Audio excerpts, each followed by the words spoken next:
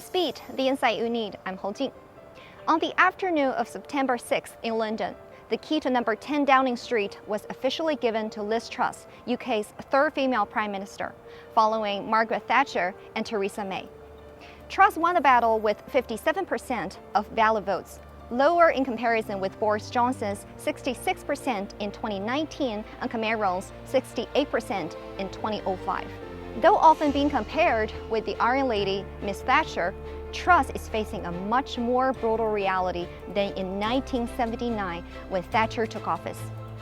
The UK needs to tackle a raft of unprecedented challenges due to the Russian-Ukraine conflict, the price of natural gas, the main source of household heating in the UK, which is now 5 times that of last year, and it is expected to continue to rise sharply. The exchange rate of the pound has fallen to the lowest level in 37 years, with inflation soaring from 2% in most of the time of the century to the current 11%. And massive strikes are sweeping across the country. What has stood out from Truss' election campaign is her pledge of a bold plan to grow the economy through tax cuts and reforms. However, with Truss being tight-lipped on what the plan actually is, there are still 1,000 guesses of the bold plan in 1,000 people's eyes.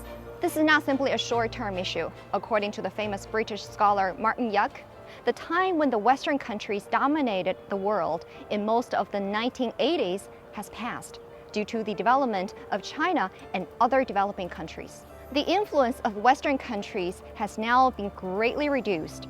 Martin pointed out a typical example to illustrate his view that the current surge in oil and natural gas prices has caused heavy losses to Western European countries. Is this a permanent or temporary phenomenon?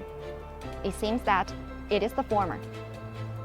And the Western European countries have to accept their current status of disadvantage because Russia has found new markets for its oil, especially in India and China. When it comes to her strategies to China, Truss was a hawk against China from her time being UK's foreign secretary.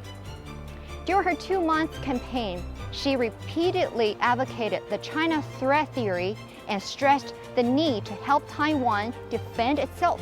What Truss should change immediately is her Cold War mentality on China, especially when China has many leading advantages in renewable energy sectors. More cooperation instead of confrontation is the way out for the current crisis.